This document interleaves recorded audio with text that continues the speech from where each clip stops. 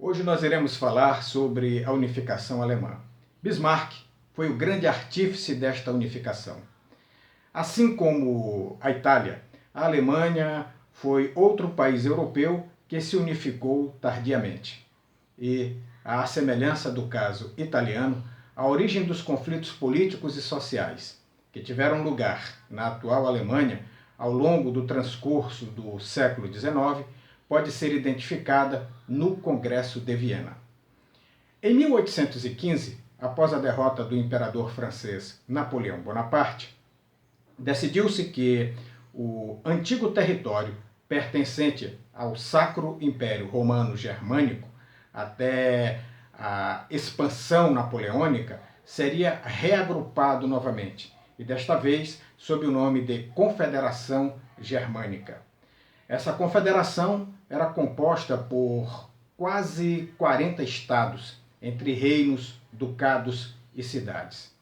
Dentre eles, os mais importantes eram o Reino da Prússia, que era governado pela dinastia dos Hohenzollern, e o Império da Áustria, que era governado pela Casa dos Habsburgos. A Prússia era o estado mais industrializado da Confederação Germânica, em contraste com a Áustria, cuja economia era basicamente agrícola. Havia uma disparidade muito grande entre esses dois grandes estados, e a Prússia era a potência militar desta confederação.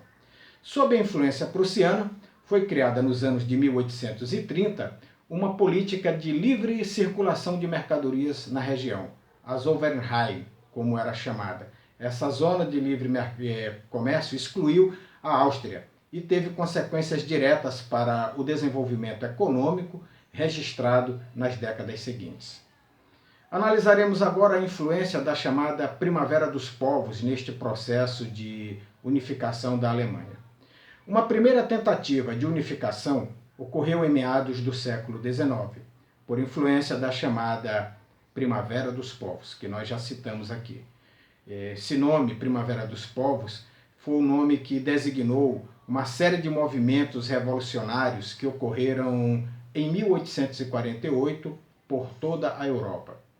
Recorde-se que o Congresso de Viena representou o retorno de monarquias centralizadoras ao poder. Em muitos pontos da Europa isso aconteceu, como na Áustria. Paralelamente, o processo de industrialização fortalecera a burguesia e, pela crescente exploração da força de trabalho, colocara os operários em dificuldades terríveis, em difíceis condições de sobrevivência. Foi assim, portanto, que as camadas sociais tão díspares como estas se uniram para a derrubada das monarquias europeias. Na Confederação Germânica, movimentos radicalizados exigiam sufrágio universal, a convocação de Assembleia Constituinte, a aprovação de novas cartas magnas e o fim do poder centralizado dos monarcas, quando não o fim da própria monarquia. Tudo isso envolto por um forte sentimento nacionalista e pelo desejo de, no curso daquele processo, unificar todos os estados num só país, a Alemanha. Mas o impasse político, surgido na Prússia, e a inflexão da burguesia na Áustria, que temerosa mudou de posição, passando a apoiar o rei, deu um novo ânimo às monarquias e inviabilizou o processo de unificação. E agora nós vamos ver aqui a presença de um líder, Bismarck, e a formação da Alemanha. A partir daí, ocorreram duas mudanças importantíssimas. Em primeiro lugar, os esforços para a unificação passam a vir, sobretudo, da Prússia, com a exclusão da Áustria. Em segundo lugar, em contraste com as tentativas iniciais, esse segundo momento ficou marcado pelas ações a partir do alto, operadas diretamente pelos que ocupavam o aparelho de Estado, e não mais por movimentos sociais que incluíssem os operários. A partir daí nós vamos ver essa modificação. Os operários e a pequena burguesia não estavam mais incluídos. Na Prússia, em particular, a burguesia industrial passou a apoiar fortemente a unificação. Para ela, assim como foi para os burgueses do norte italiano, o apoio a um governo forte era visto como meio de desenvolver mais rapidamente o capitalismo. Depois de 1862, esse governo forte na Prússia foi representado pelo rei Guilherme I. Naquele ano, ao assumir o trono, Guilherme I nomeou Otto von Bismarck para o cargo de primeiro-ministro. Bismarck entrou para a história como o grande nome da unificação alemã. Todos os seus esforços foram no sentido de criar um só país. Internamente, Bismarck fez alianças com a burguesia industrial e também com os grandes proprietários de terra. No exterior, Bismarck apostou na estratégia do confronto militar. Em 7 anos de Bismarck, foram 3 guerras. Quero falar um pouco sobre Otto von Bismarck, rapidinho aqui, uma pequena biografia. Quem foi este personagem histórico? Vamos entender quem foi Bismarck. O nome dele completo era Otto Eduardo Leopoldo von Bismarck, Schönhausen. Ele era príncipe de Bismarck, duque de Lauenburgo. Nasceu em Schönhausen em 1º de abril de 1815 e faleceu em Aumühl no dia 30 de julho de 1898. Ele foi um nobre diplomata e político prussiano e também uma personalidade internacional de destaque no século XIX. Otto von Bismarck, o chanceler de ferro, como ele foi chamado, foi o estadista mais importante da Alemanha no século XIX. Coube a Bismarck, coube a ele, lançar as bases do Segundo Império, ou Segundo Reich, que foi de 1871 a 1918, que levou então os países germânicos a conhecer, pela primeira vez na sua história, a existência de um Estado nacional único. Para unificar a Alemanha, Bismarck desprezou os recursos do liberalismo político. Ele simplesmente virou as costas para o liberalismo político, preferindo assim a política da força.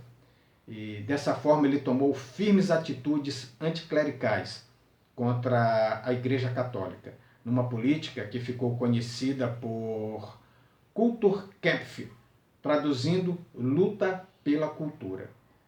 Quero retomar aqui agora o fio da nossa narrativa sobre a unificação alemã, para dissertar sobre as 3 guerras em que a Prússia, sob o comando de Bismarck, travou, obedecendo a sua estratégia de confrontação militar. Estas guerras foram travadas contra 3 países: Dinamarca, Áustria e França. Em 1864, Bismarck declarou guerra à Dinamarca, com o apoio do Império da Áustria. A vitória no conflito, conhecido como Guerra dos Ducados, garantiu a esses 2 estados a posse dos territórios de Schleswig e Holstein. Mas, logo em seguida, em razão de divergências quanto à administração dos ducados, Prússia e Áustria iniciaram então um novo conflito, conhecido como Guerra Austro-Prussiana. Embora contasse com o apoio de outros estados da Confederação Germânica, a Áustria acabou perdendo o conflito. De um lado, pesou a falta de apoio internacional, isso foi muito importante, ao Império Austríaco. De outro, a entrada da Itália no conflito, interessada em tomar Veneza da Áustria, o que acabou ocorrendo realmente de fato, isso acabou sendo fato concreto. O acordo de paz, selado ao final da guerra, dissolveu a Confederação, garantiu novos territórios à Prússia e excluiu a Áustria do processo de unificação alemão. Mas um último e grande conflito encerraria a história da formação da Alemanha. Foi a chamada Guerra Franco-Prussiana. Franceses e alemães há muito tempo nutriam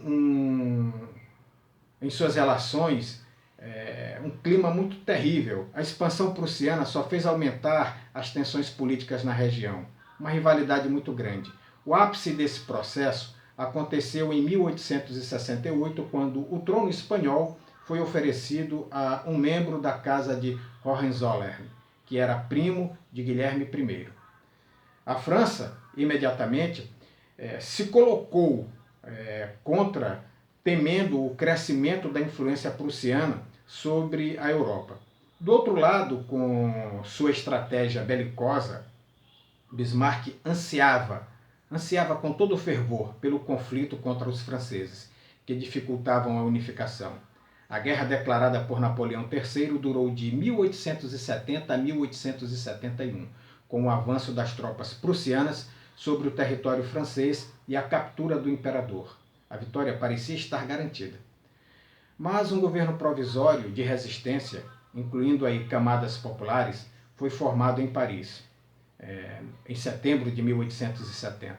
Ao final, Napoleão III capitulou diante da Prússia e, com seu auxílio, acabou reprimindo duramente o breve governo operário constituído na capital francesa, chamado de Comuna de Paris.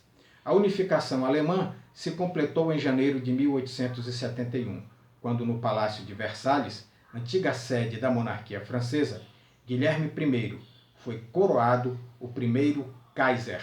O nome Kaiser é um derivado do latim Caesar, que significa César, que quer dizer imperador. Então, Guilherme I foi o primeiro imperador da Alemanha unificada. Tá? Então, assim, nós terminamos aqui a nossa explanação sobre a unificação da Alemanha. Até o nosso próximo encontro. Até mais.